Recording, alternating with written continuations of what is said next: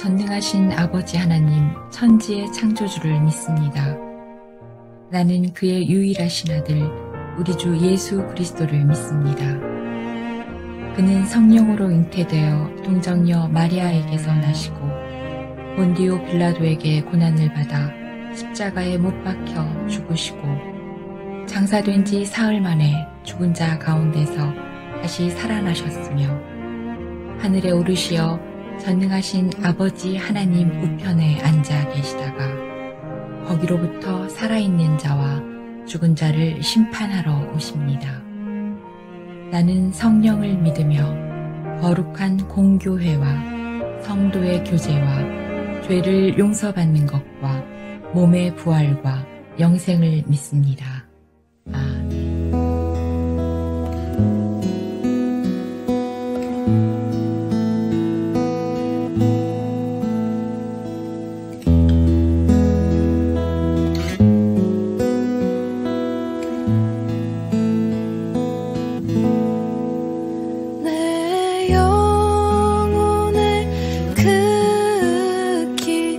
깊은 데서 맑은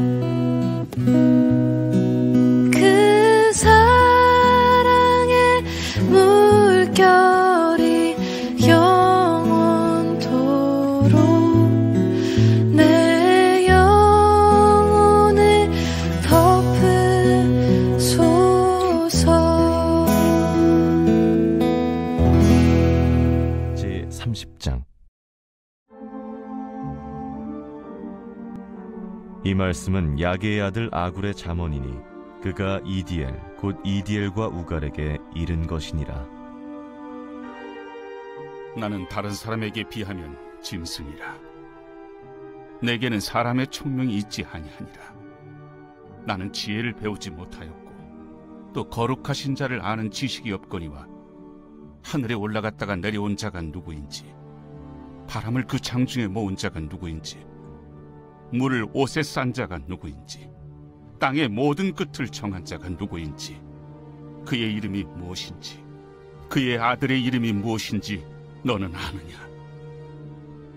하나님의 말씀은 다 순전하며 하나님은 그를 의지하는 자의 방패시니라.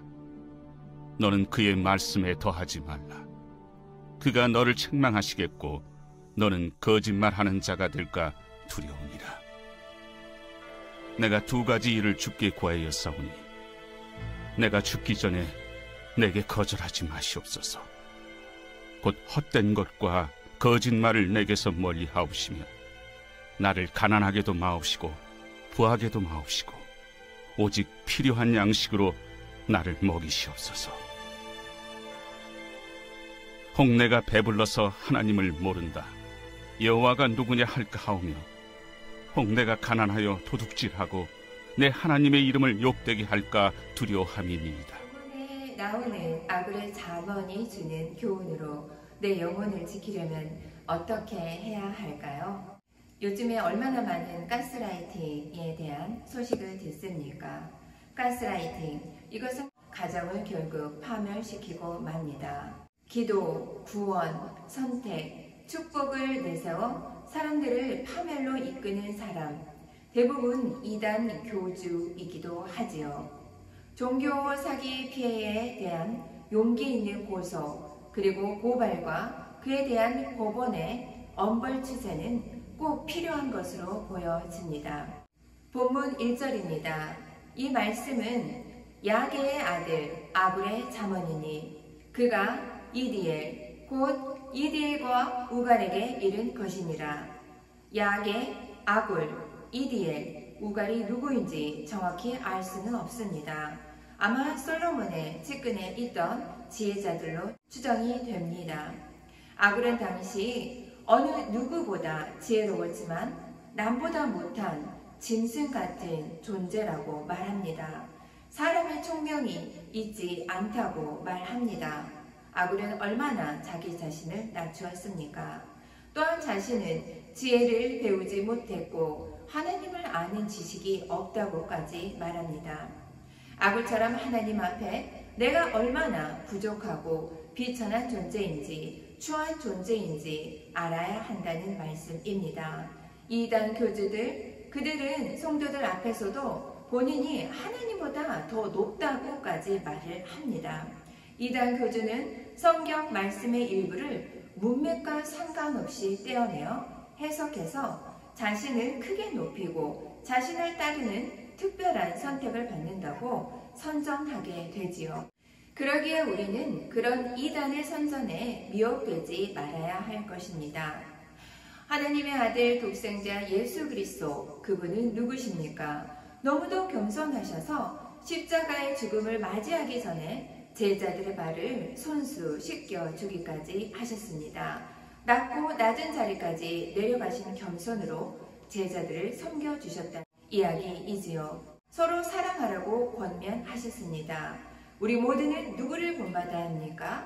죄교의 겸손을 가지고 이 땅에서 본이 되어주신 예수 그리스도, 그분을 따라 겸손하게 행해야 할 줄로 믿습니다. 아굴은 자신의 무지를 인정한 후에 하나님의 위대함을 시적으로 나타내려고 질문 형식으로 하늘에 올라갔다가 내려온 자 누군가, 바람을 그 장중에 모은 자 누군가, 물에 옷을 싼 자 누구인가, 땅의 모든 끝을 정한 자가 누구인지, 그리고 하나님의 이름이 무엇인지, 그의 아들의 이름이 무엇인지 너는 아느냐? 이렇게 6가지로 질문을 합니다. 그 질문은 한마디로 하나님 앞에서 교만하지 말고 오만 떨지 말며 자신의 멍청한 실체를, 바보스러운 실체를 인정하라는 것입니다. 미국 남북전쟁 때 링컨 대통령과 참모총장의 의견이 달라 결국 링컨 의견대로 했다가 일이 실패로 끝났다고 합니다. 링컨이 비서를 통해서 사과문을 보내자 참모총장이 사과문을 읽고 소리쳤다고 합니다. 멍청한 녀석. 비서가 돌아오자 링컨은 뭐라고 했는지 당연히 물었겠지요. 비서가 머뭇거리고 그 사실을 전했습니다. 링컨은 어떻게 했을까요? 그가 사람 하나는 잘 보는군 하고 허허 웃었다고 합니다. 모든 사람이 죄인이라는 성경 말씀은 모든 사람은 멍청한 존재, 바보라는 것이지요. 내가 의외로 멍청한 줄 알고 인정해야 거기서부터 평안과 지혜와 용기가 생긴다는 말씀입니다. 겹겹이 쌓인 자신에 대한 환상과 거짓이 드러날까 전전긍긍하면 삶이 얼마나 위태롭고 위축될까요? 너무 잘난 존재로 보이려 하지 마십시오. 세상에 기쁨과 평화를 전하고 가정과 교회에 진짜 힘이 되는 사람, 그는 자신을 높여 군림하려는 사람이 아니라 자신을 낮춰서 섬기려는 사람임을 기억해야 할 것입니다. 5절 말씀입니다. 하나님의 말씀은 다 순전하며 하나님은 그를 의지하는 자의 방패이시니라. 하나님을 의지하는 것을 어떻게 아는가? 하나님의 순전한 말씀을 높이고 말씀대로 사는 것이지요. 즉 하나님을 의지하는 자입니다. 말씀대로 살면서 하나님을 의지하면 하나님이 방패가 되어 지금 이 순간도 우리를 지켜주신다는 말씀입니다. 어느 날 한 사람이 평소에 은혜 받은 사역자의 재정적인 기도 제목을 아내에게 말했다고 합니다. 얼마 후 아내가 물었습니다. 그분의 재정 문제가 해결되었나요? 남편이 대답했지요.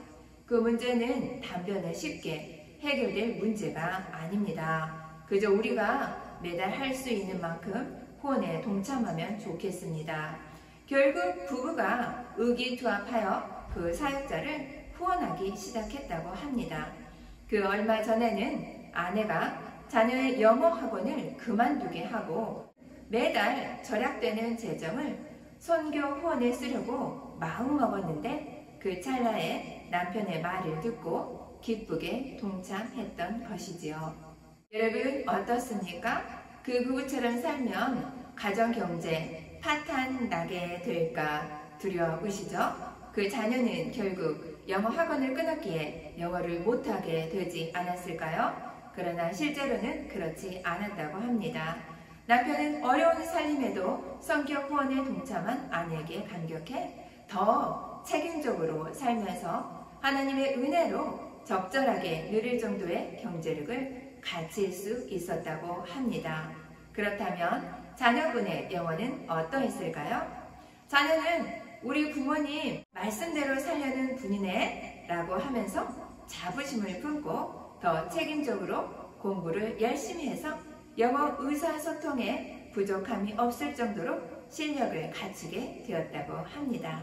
얼마 전 들었던 한 전도사님의 이야기입니다. 열 후에 아이들을 키우며 이것저것 많은 공부를 하면서 학원을 운영하였는데 코로나 때 학원을 닫을 수밖에 없었다고 합니다.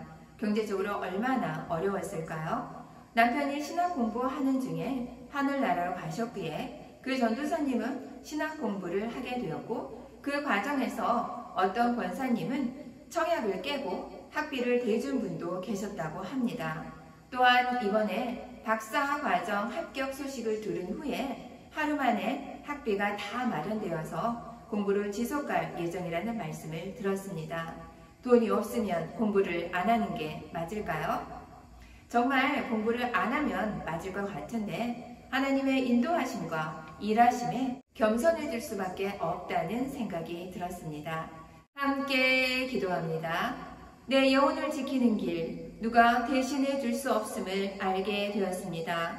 주님 앞에 기도와 말씀으로 나아가게 하여 주시옵소서. 겸손하게 하여 주시옵소서. 그래서 예수 그리스도의 겸손과 사랑이 우리를 통해 이루어지는 은혜를 더하여 주시옵소서. 겸손의 주님, 우리의 영혼을 지키소서. 이 혼탁한 세상 속에서 주님을 따라 죄인의 옷을 벗고 거룩함으로 나아가게 하여 주시옵소서. 말씀 따라 순정하며 나아가는 하늘소망교회 되게 하여 주시옵소서. 담임 목사님 여기까지 강건하게 하여 주시고 선포되는 말씀 가운데 주님의 겸손을 기억하며 삶으로 살아가는 우리 모두 되게 하여 주시옵소서. 겸손하신 예수님 이름으로 감사히 기도합니다. 아멘.